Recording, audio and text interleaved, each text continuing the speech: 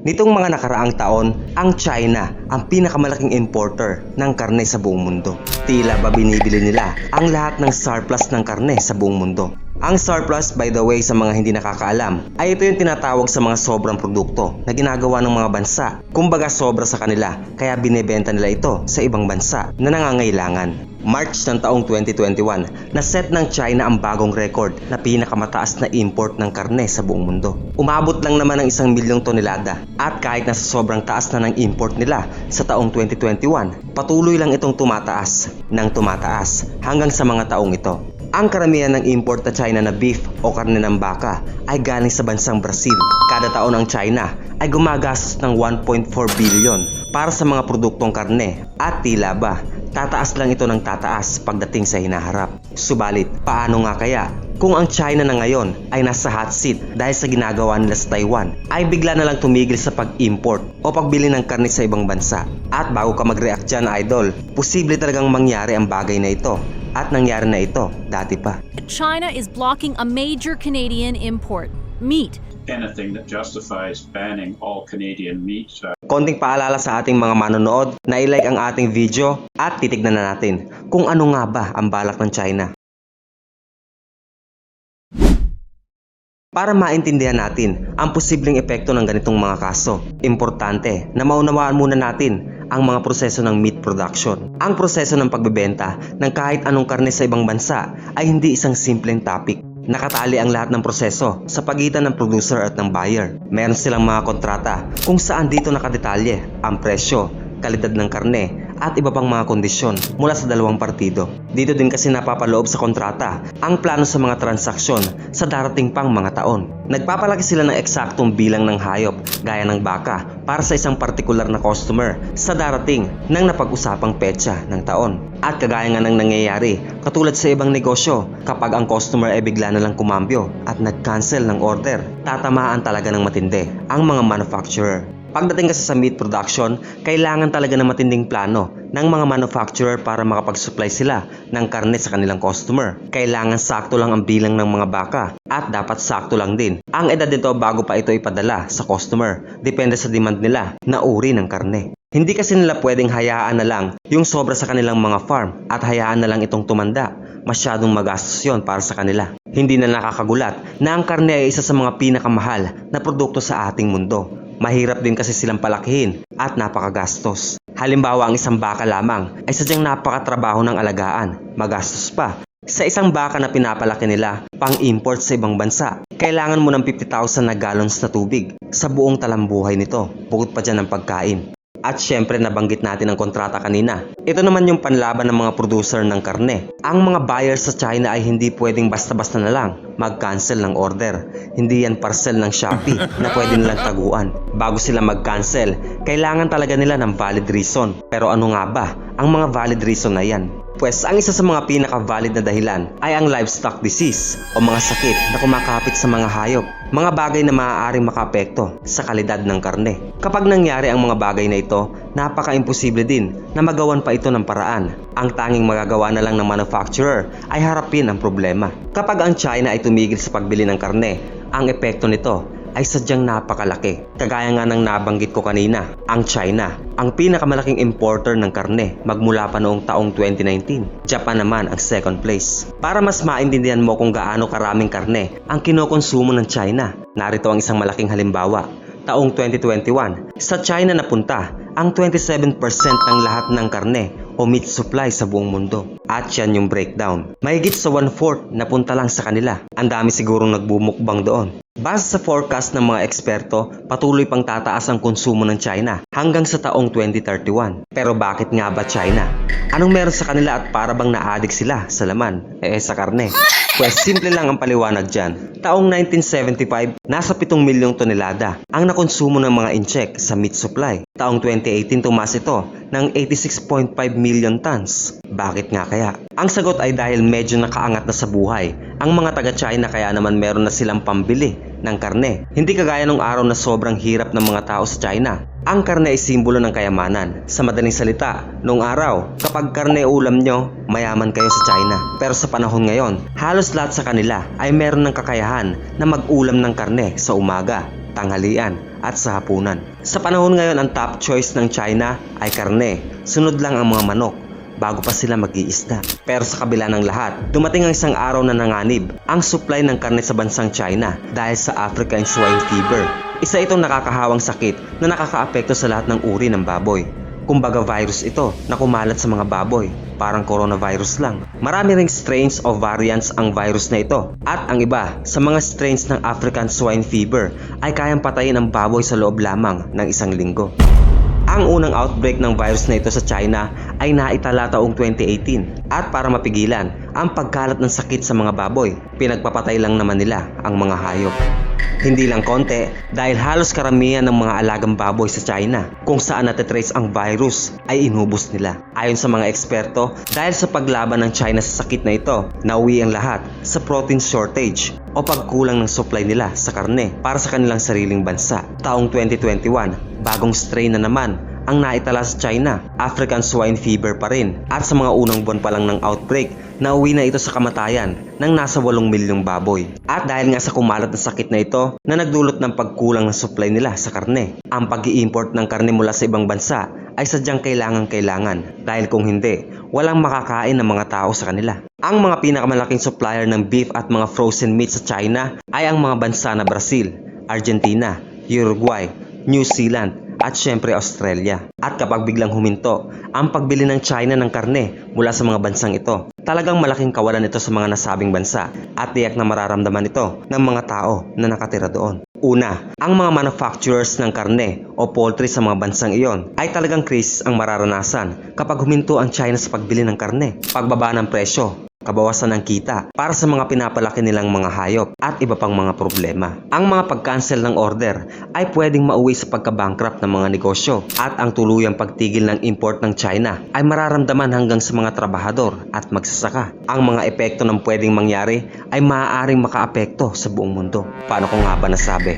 Well, ang mga livestock industry sa ibang bansa ay sadyang umaasa sa mga foreign markets. Ibig sabihin, karamihan sa mga poultry products nila ay pang-export talaga para sa ibang bansa. Ang pag-export ay isang paraan para ibenta ang sobrang produkto na hindi na kailangan sa bansa nila. Halimbawa, ang Canada ay nag-export taon-taon ng 50% ng karne na ginagawa nila. Ganon din ang mga bansa na nagsusupply sa China ng karne. Nagpapasobra talaga sila para sa China dahil umo-order na ito ng advance para pang-import nila sa mga susunod na taon. Ngayon isipin mo kung yung sobrang domestic demand sa isang bansa na 50% na karne na naproduce nila sa isang taon ay hindi na binili ng China. Sabihin na natin hindi na kailangan o kaya hindi na interesado ang buyer nila na bilhin yung karne na pinaghirapan nilang palakihin sa loob ng ilang taon. Gaano karaming karne ang maiiwan sa bansa nila at hindi na mapapakinabangan pa. Kaya nga sinabi ko kanina na marami o mararamdaman ng buong mundo ang epekto kung sakaling mangyari ang bagay na ito. Mula sa mga processor at sa mga trabahador,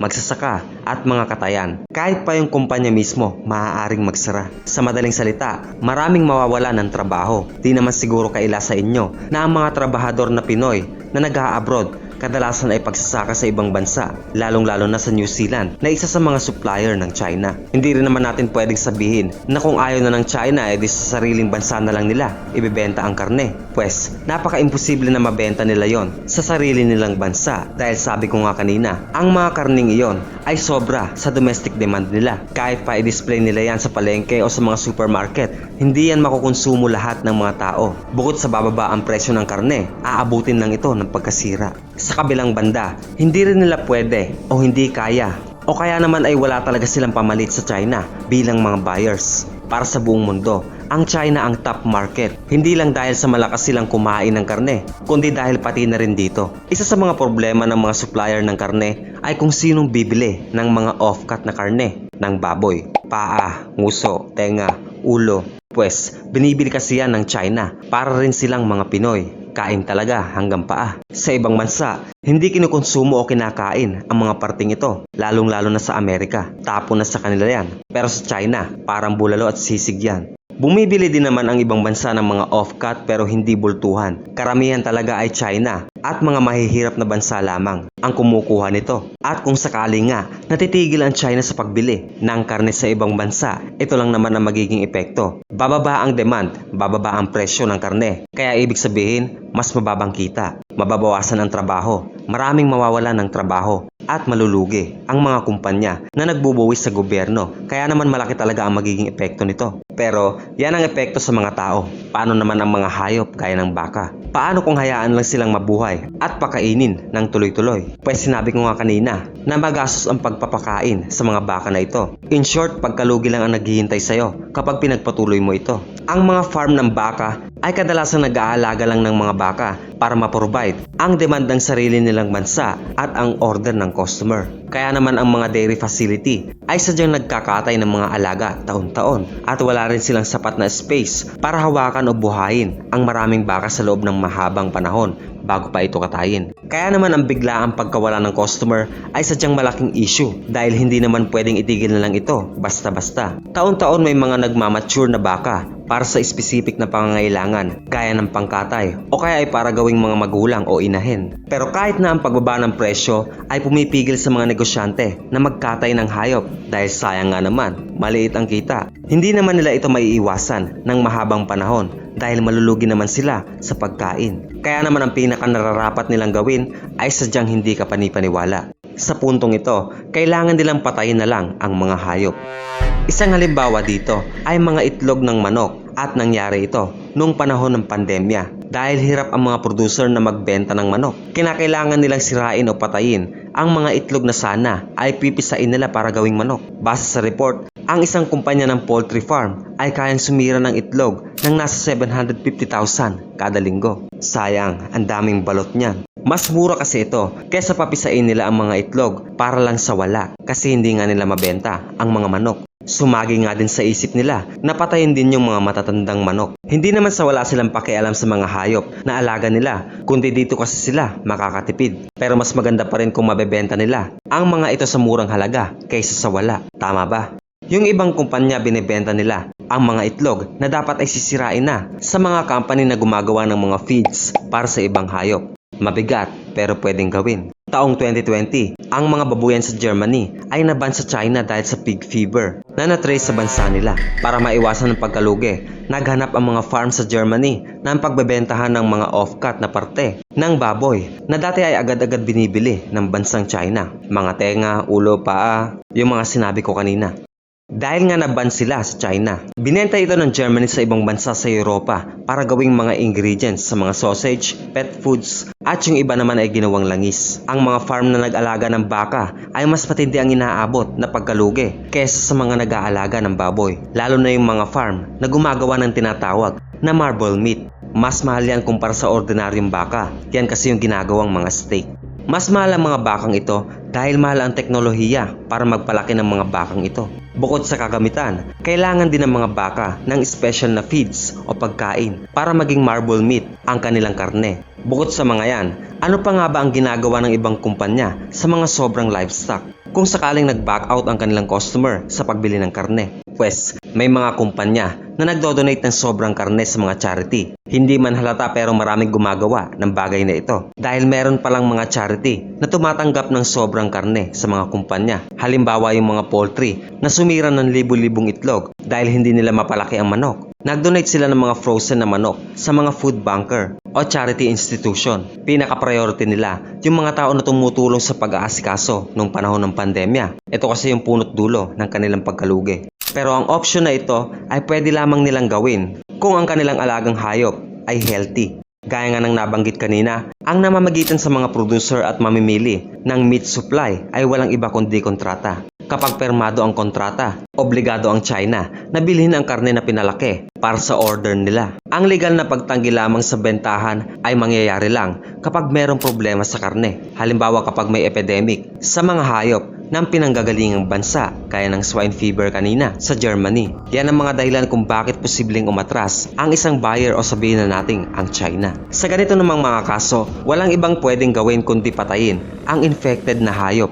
Halimbawa kapag ang baka ay may sakit na mad cow disease ang karne nila ay hindi pwedeng kainin dahil ang sakit na ito ay maaaring makuha ng mga tao at mauwi sa kamatayan. Kaya naman nang kumalat ang sakit na ito sa bansang United Kingdom taong 1980. Para ito'y mapigilan, nasa 4.4 million na baka ang pinatay. Pinatay lang, walang pakinabang. Pinatay nila tapos ay dinispose. Kasi hindi naman pwedeng itapon na lang ito kung saan saan dahil maaari pa rin kumalat ang sakit kung hahayaan lang ito ng mga tao. Depende sa lakas ng virus ang mga baka na pinapatay ay kailangan ding mailibing o kaya ay sunugin parang cremate at ang lahat ng ito ay syempre may perang katumbas, lalong nalugi. Kaya nga bukod sa nawala na sila ng alaga dahil bawal itong ibenta, gagastos pa sila para lang ito ay mai-dispose pero wala silang magagawa sa bagay na ito. Dahil nga mahilig sa karne ang China, hindi lang mga exporter ang inaasahan nila para makakuha ng supply. Marami ring mga smuggler ang nagdadala ng karne sa bansang China. Syempre illegal ito at walang pakialam ang China dito. Dumadaan ang mga smuggler sa mga waterways ng Hong Kong papunta sa China. At sabi ko nga, walang pakialam ang gobyerno nila basta makakuha sila ng karne kahit saan pa yan nanggaling. Kadalasan iba ang pinupuslit ng mga smuggler. Alam mo na, damo-damo at bato-bato. Pero sa China, pagkain pa rin. Milyong-milyong kilo ng karne, isda at mga poultry product ang dinadaan sa Hong Kong papuntang China. At tila ba hindi ito napipigilan ng gobyerno nila. Kung umabot ka dito nang hindi pa nagla-like, mag-like ka na dahil matatapos na. Salamat sa panonood mga lods. Aabot na tayo ng 50k. Mag-subscribe na. Kita kits.